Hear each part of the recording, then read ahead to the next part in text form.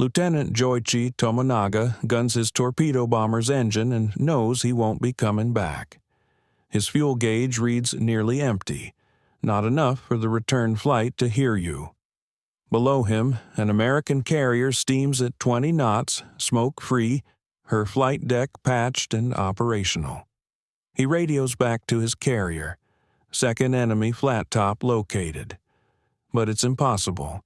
His squadron commander sank this carrier 90 minutes ago. 3 direct bomb hits, fires raging, dead in the water. He saw the reconnaissance photographs himself. And yet, there she is, alive and moving, launching fighters to intercept him. The Americans have somehow raised a ship from the dead. He pushes his throttle forward, knowing this will be his last mission, knowing he has to stop this ghost carrier before she kills what's left of the Kido Butai. The question burning in his mind as he descends toward the wall of anti-aircraft fire. How many American carriers are out here? The ship that wouldn't stay dead, Captain Elliot Buckmaster, stood on Yorktown's bridge at 1400 hours on June 4, 1942, and watched his ship do something the Japanese thought impossible. She was making 19 knots. 90 minutes earlier, she'd been a smoking wreck, listing, with fires burning through 3 decks and her boilers offline. The Japanese dive bomber pilots who'd attacked her at noon had reported her sinking. Buckmaster was 44, an Annapolis man who'd taken command of Yorktown just before the Coral Sea battle a month ago. He'd learned quickly that his ship had a will of her own, a stubborn refusal to die that matched the men who sailed her. 3 weeks earlier in the Coral Sea, a 551-pound Japanese bomb had punched through the flight deck, exploded 5 decks down, killed 66 men, and ruptured fuel tanks that leaked a 10-mile oil slick across the Pacific. Navy Yard experts at Pearl Harbor estimated 3 months minimum for repairs. Admiral Chester Nimitz gave them 72 hours. 1,400 civilian shipyard workers swarmed into Dry Dock No. 1 on May 28th. They welded an enormous steel plate over the ruptured hull seams instead of fixing them properly. They patched rather than repaired.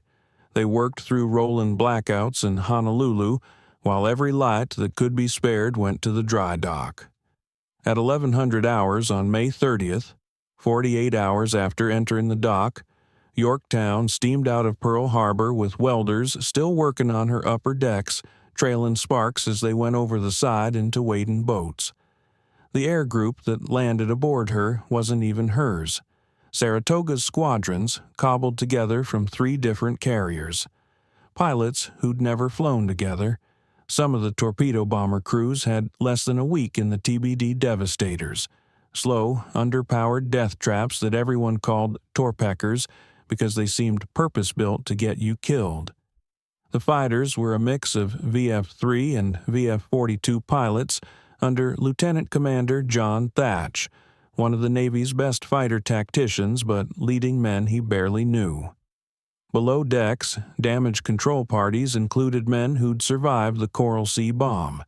Aviation machinist Oscar Myers had jury-rigged a carbon dioxide purging system for the fuel lines after watching Lexington blow herself apart from gasoline vapors at Coral Sea.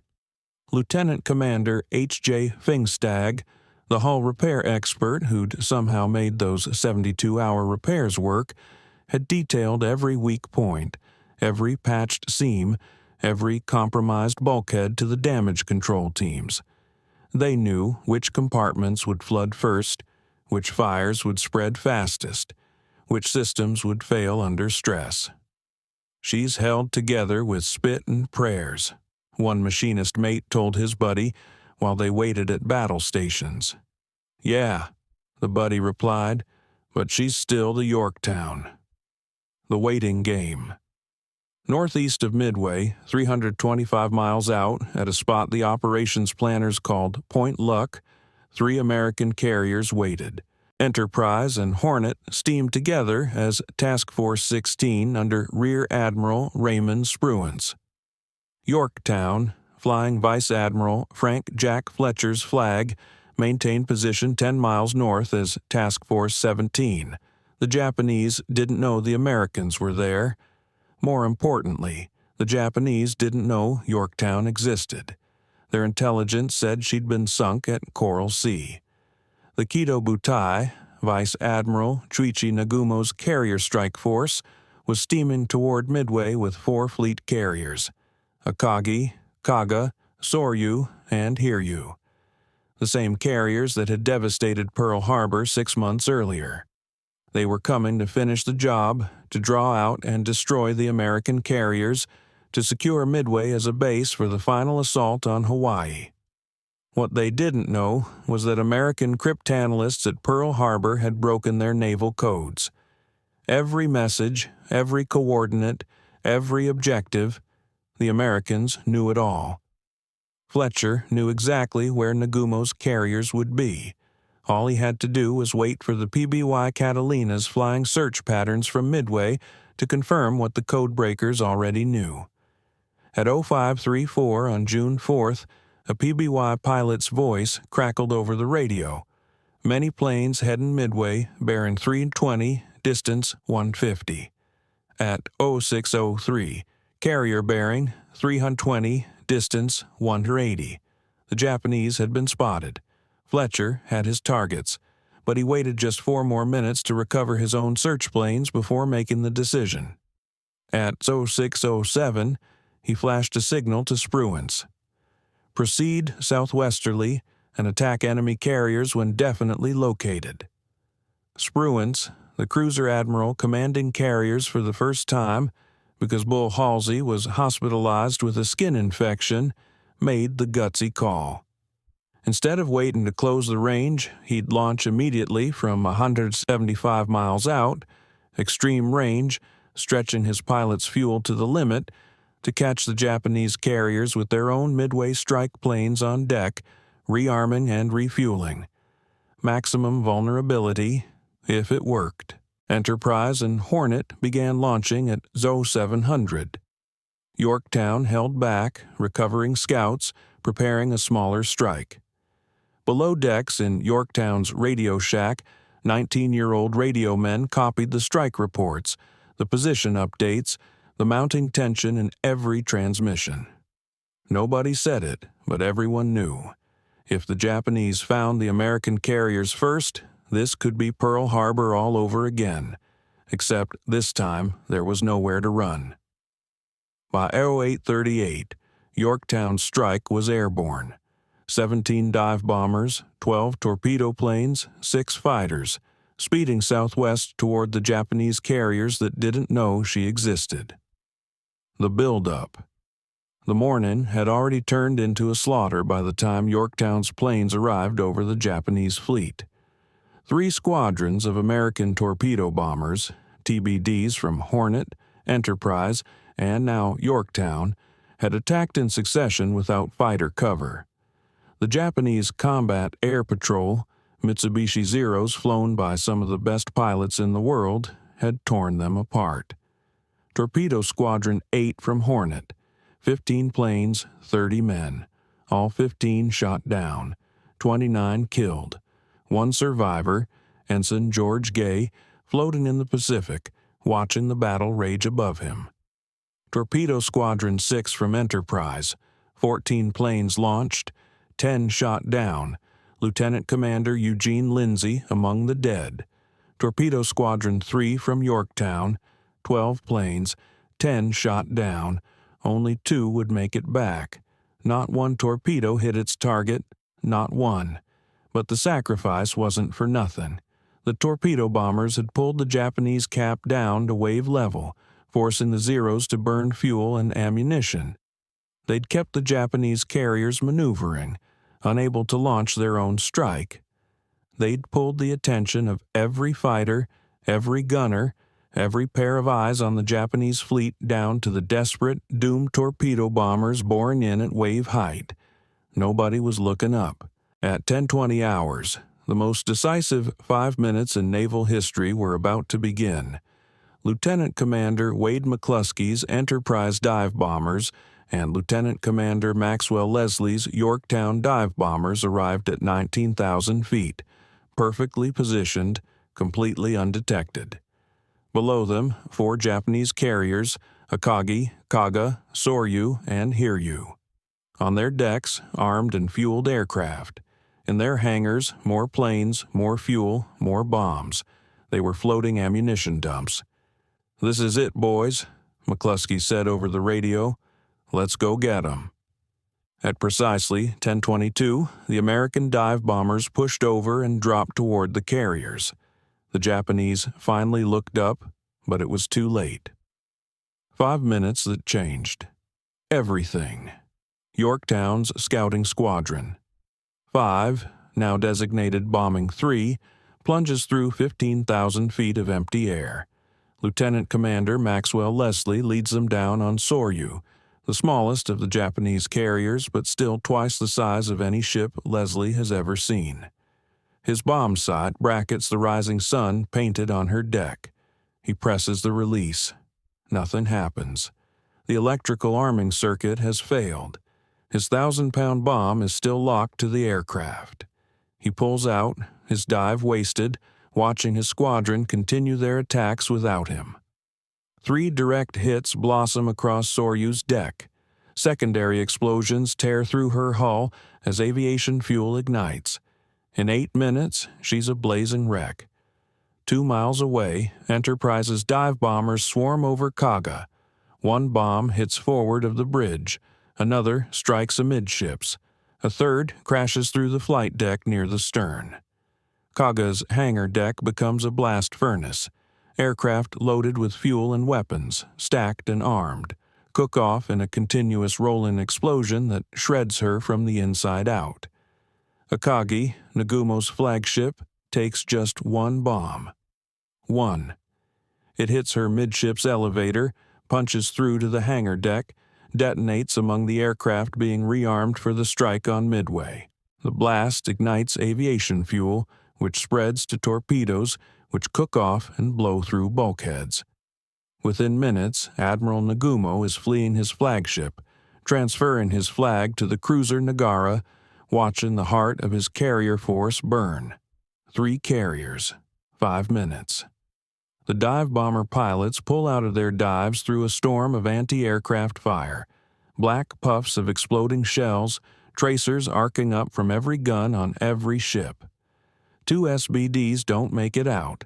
The rest turn northeast, flying back toward carriers they can't see, burning fuel they don't have, hoping their navigation is good enough to find Enterprise and Yorktown across 150 miles of empty ocean. 1 carrier survived untouched, Hiryu.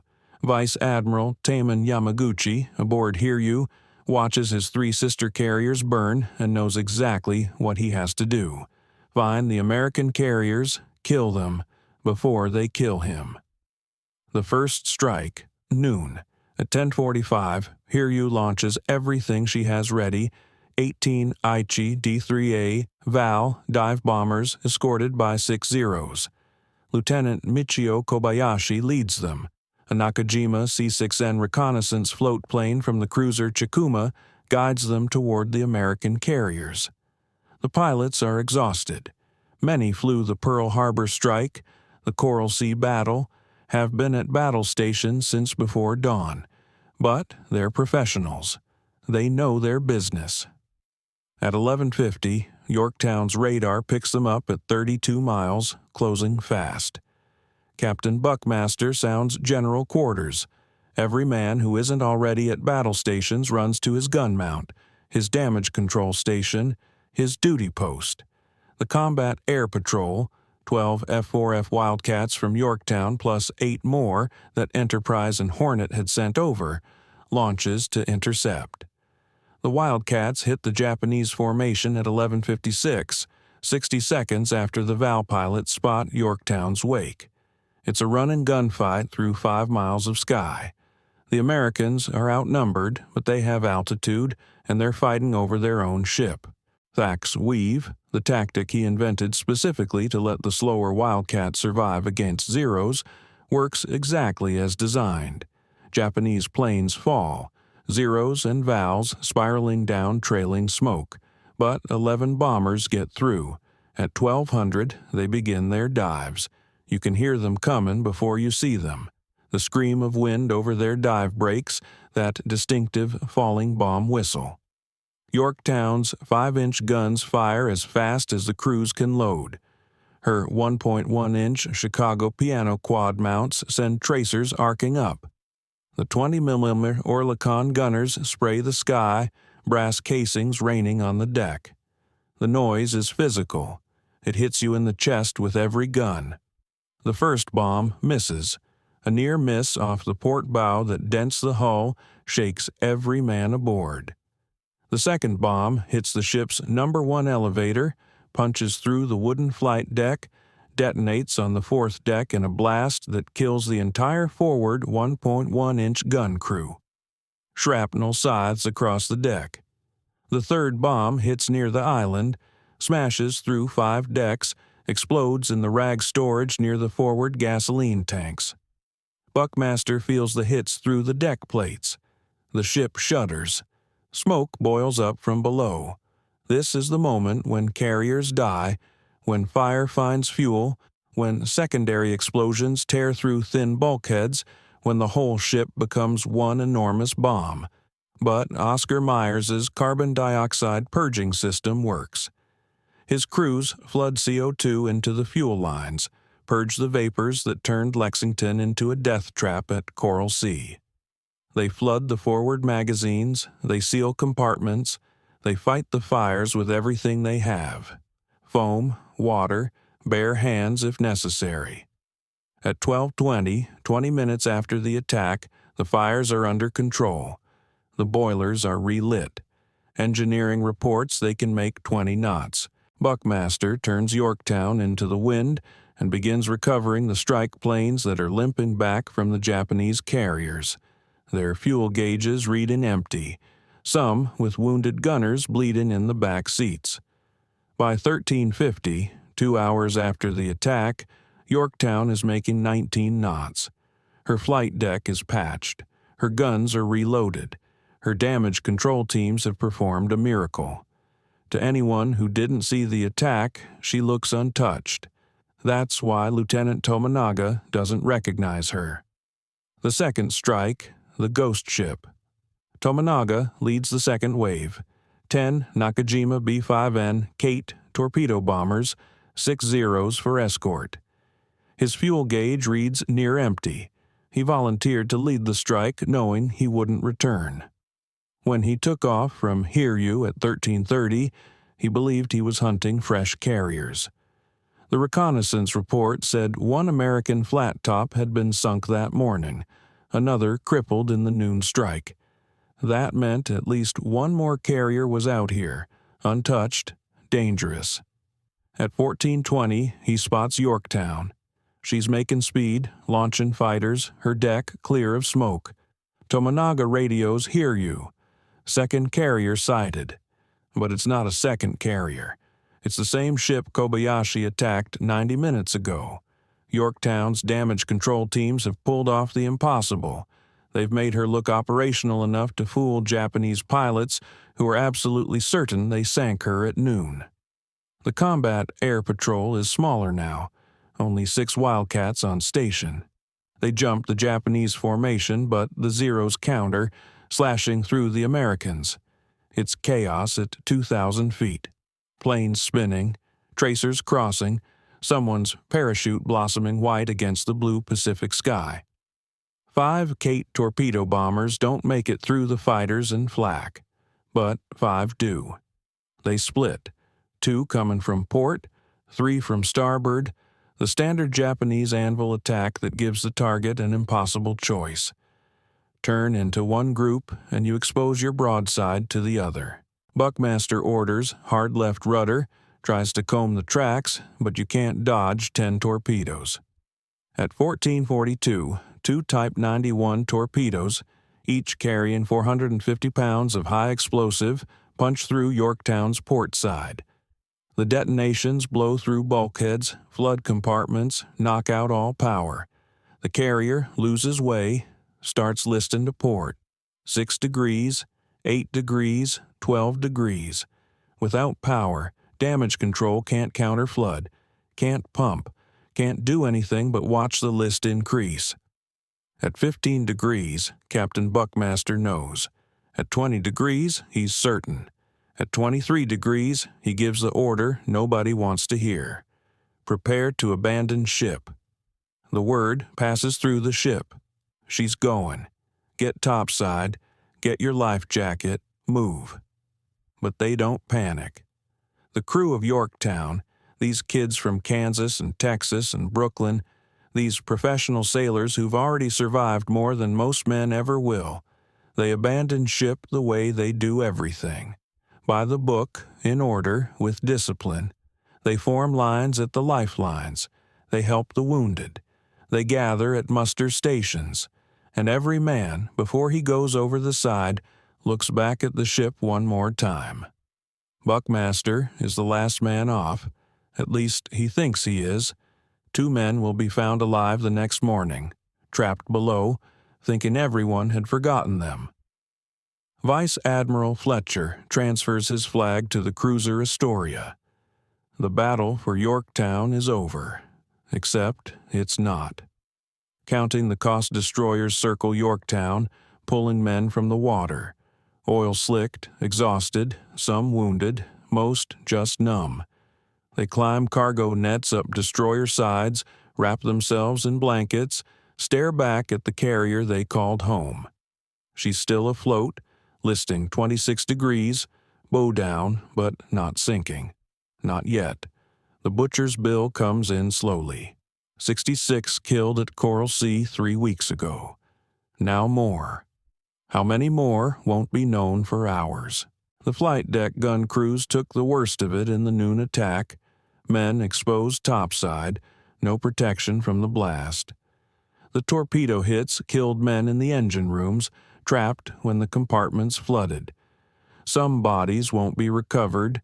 Some men simply disappeared. There one moment, gone the next when a bomb exploded or a torpedo hit. The wounded crowd destroyer sick bays designed for peacetime injuries, not combat casualties. Pharmacists' mates do what they can with morphine and sulfa powder and hope. Some wounds are clean, shrapnel through muscle that will heal if infection doesn't set in. Others are terrible. Burns from the fires, crush injuries from the bomb blasts, internal injuries from the concussion alone. The badly wounded get marked for transfer to bigger ships with real operating rooms, if they survive that long. But there's no time to grieve, no space to process what just happened, because Yorktown squadrons, flying from Enterprise now that their own carrier is dead in the water, have found Hiryu. At 1700, Enterprise dive bombers, including refugees from Yorktown's VB-3, catch the last Japanese carrier. 4 bomb hits, maybe 5, right down her center line. Hiryu burns exactly like her 3 sisters burned this morning. By midnight, she'll be abandoned. By dawn, she'll be on the bottom. The math is brutal but clear. 4 Japanese carriers sunk. America's 3 carriers still afloat. One of them damaged, drifting, but afloat. For the first time since Pearl Harbor, the Americans have won decisively. The cost, 41 TBD torpedo bombers launched today, only 6 returned, was horrific. But the victory is real. The stubborn ship. On June 5th, Captain Buckmaster gets permission to go back. Yorktown is still floating, her list unchanged, bow down but stable. If she's held on this long, maybe she can hold longer. Maybe she can be saved.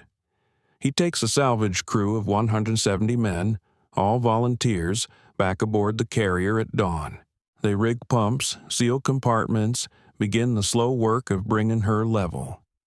The fleet tug Vireo takes her in tow. It's agonizingly slow, maybe 2 knots, but they're moving toward Pearl Harbor, moving toward safety. For 30 hours it works.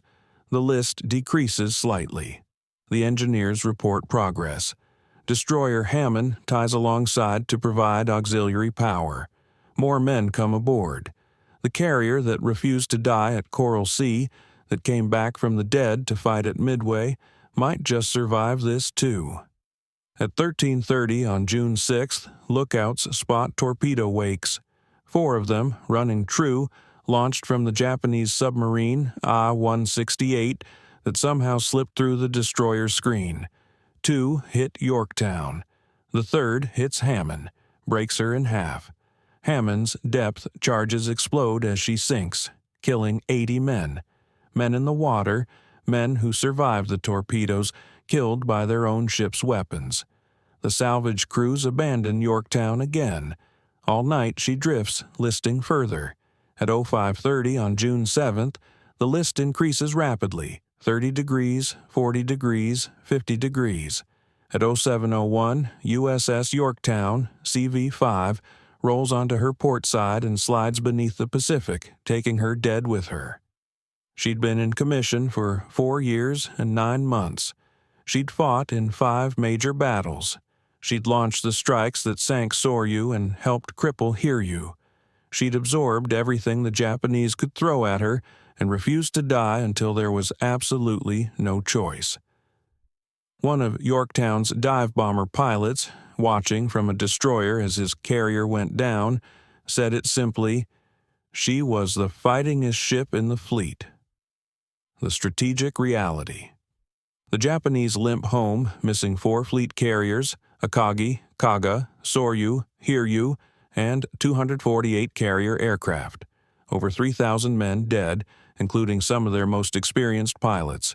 More critically, the carriers themselves are irreplaceable. Japan's industrial base can't replace them. The American industrial base can, and will, building new Essex-class carriers faster than the Japanese can believe. Admiral Yamamoto, commanding the invasion force from his battleship 300 miles behind the carrier action, cancels the Midway operation. The transports turn back. The combined fleet retreats. For the first time in the Pacific War, Japan is on the defensive. But in American ready rooms and at Pearl Harbor and in Washington, nobody's celebrating yet.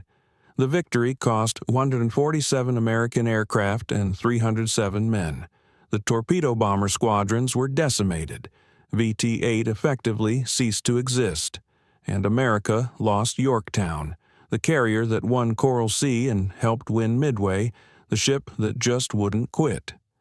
The official action report will note that Yorktown absorbed 3 bomb hits and 4 torpedo hits over 3 separate attacks before sinking. That's 8 separate hits from aircraft, plus the submarine torpedoes that finished her. Most carriers died from 1 or 2 hits. Yorktown took 8 and was still afloat when the submarine found her. The Japanese after-action reports will struggle with the Yorktown problem. They'll claim they sank 2 American carriers at Midway, 1 in the morning strike, 1 in the afternoon. Some Japanese pilots will never believe they attacked the same ship twice. The intelligence officers will spend months trying to reconcile the claims with the reality. How did a carrier that was reported sinking at noon attack Hiryu 4 hours later? The answer: American damage control and the sheer bloody-minded determination of men who refused to let their ship die. Not at Coral Sea, not at the noon strike, not even at the second attack. It took a submarine to finish what Japanese carrier aircraft couldn't do. What the ghost ship revealed. The story of Yorktown at Midway isn't just about one ship's survival. It's about what happens when preparation meets desperation, when technical excellence meets raw courage, when the men who fight the fires and patch the holes are just as important as the pilots who drop the bombs. The Japanese made their tactical decisions based on faulty intelligence.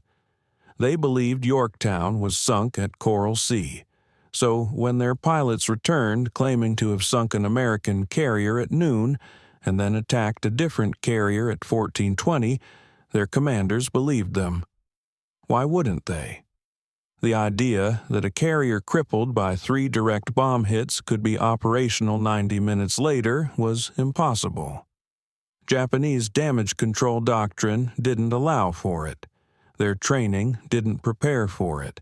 Their experience said it couldn't happen. But American damage control doctrine, learned the hard way at Coral Sea, refined by men like Myers and Pfingstag, practiced by crews who knew their ship intimately, made the impossible routine. They didn't save Yorktown permanently.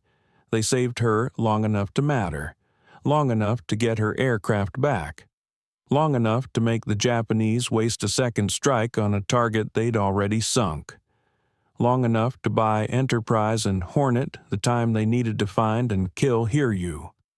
Every minute Yorktown stayed operational was a minute the Japanese weren't attacking Enterprise or Hornet. Every aircraft she recovered was one that didn't have to ditch. Every fighter she launched was one more defending the task force. The Ghost Ship, by refusing to die on schedule, disrupted every Japanese calculation, every tactical decision, every targeting priority. The lessons written in steel. The Navy learned from Yorktown's death. Damage control training intensified. The carbon dioxide purging systems became standard on every carrier. Compartmentalization improved. Repair crews got better equipment, better training, better doctrine. Later, American carriers, Essex, Intrepid, Franklin, would take damage that would have sunk any ship in 1942 and survive because of lessons written in Yorktown's steel. But some lessons are harder to quantify. The 72-hour miracle in Dry Dock No. 1 at Pearl Harbor, with 400 workers sacrificing sleep and safety to patch a ship that by all rights needed 3 months of repairs, that showed what's possible when everyone knows what's at stake. Admiral Nimitz looked at that damaged carrier and said, "We must have this ship back in 3 days," and men made it happen because the alternative was losing at Midway. Captain Buckmaster's decision to go back aboard on June 5th, to try to save the ship even after she'd been torpedoed and abandoned, that showed another kind of courage. Not the combat courage of flying into flak or attacking overwhelming odds, but the courage to believe impossible things might still work out. It didn't. The submarine found her, but for 30 hours it looked like it might, and that hope, that refusal to give up even when given up makes perfect sense, that became part of Yorktown's legacy. What endures, the Essex-class carrier USS Yorktown, CV-10, launched in January 1943, carried her predecessor's name and her fighting spirit into the rest of the Pacific War. She fought at Truk, the Philippines, Iwo Jima, Okinawa. She survived kamikaze hits. She came home and became a museum ship, preserved in Charleston, South Carolina, where you can walk her decks today. But CV-5, the original Yorktown, the ship that wouldn't die until she absolutely had to, she rests in 16,000 feet of water, about 70 miles northwest of Midway. Her exact position is unknown. The Japanese destroyer that stayed with her to the end gave only approximate coordinates. Someday, maybe, someone will find her. They'll find a carrier lying on her port side, her flight deck scarred from bombs, her hull torn by torpedoes, her hangar deck still holding the aircraft she couldn't launch in those final hours. What they won't see is the story written in her empty compartments and bent steel. The damage control teams that fought fires under impossible conditions, the repair crews that patched holes while under attack, the pilots who found her across 150 miles of ocean with fuel gauges reading empty, the men who went over the side at 26 degrees of list but did it in order by the numbers, because that's what professionals do. The salvage crew that went back aboard because their captain asked and the ship deserved one more chance. The families were told their men died heroically defending their country. Most of them did. But the real story is messier. It's about confusion and terror and mistakes and incredible luck and technical skill and stubborn determination. It's about a ship that was supposed to need 3 months in dry dock, sailing into battle after 72 hours of emergency repairs. It's about damage control parties saving their ship just long enough for her aircraft to kill the carrier that killed her. Midway was the turning point in the Pacific War, and Yorktown was the ghost at that turning point. The ship that came back from the dead at exactly the right moment to make the Japanese question everything they thought they knew. How many carriers were out here? How could a sinking ship attack 4 hours later? What kind of damage control could resurrect a dead carrier?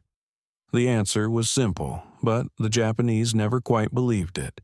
American damage control, American determination, and one carrier that just refused to die until the job was done. That's Yorktown's legacy. Not that she survived, but that she survived long enough to matter, and that when she finally went down, she took 4 Japanese carriers with her. The kid from Denver was right. She was the fightingest ship in the fleet. USS Yorktown, CV-5, commissioned September 30th, 1937. Battle stars earned: Salamaua Lay Raid, Battle of the Coral Sea, Battle of Midway. Sunk June 7, 1942. Men lost: 141 at Coral Sea, approximately 140 at Midway. Aircraft destroyed: over 150. Enemy carriers sunk: Shoho, Coral Sea, assisted in sinking Soryu and Hiryu, Midway. Final resting place: 16,000 feet beneath the Pacific, 70 miles northwest of Midway Atoll. She refused to die until the battle was won. That's all that mattered.